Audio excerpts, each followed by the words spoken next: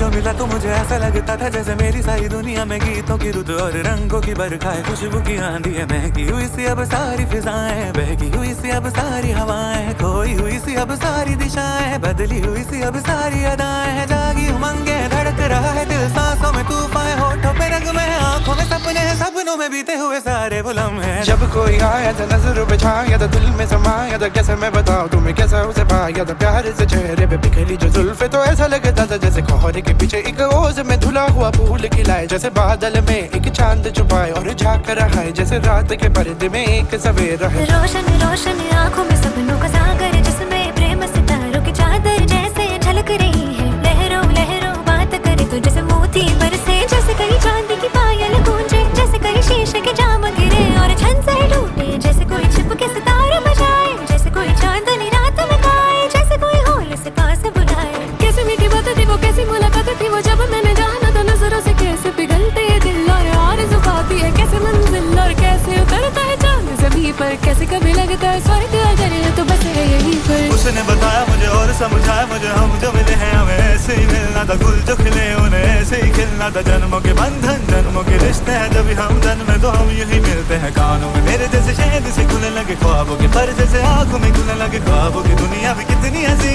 और कैसी रंगी थी ख्वाबों की दुनिया जो कहने की थी पर कहीं भी नहीं थी। ख्वाब जो टूटे मेरे, आंख जो खुली मेरी, होश जो आया मुझे, मैंने देखा मैंने जाना वो जो कभी आया था, नजरों पे छाया था, दिल में समाया था, जा भी चुका है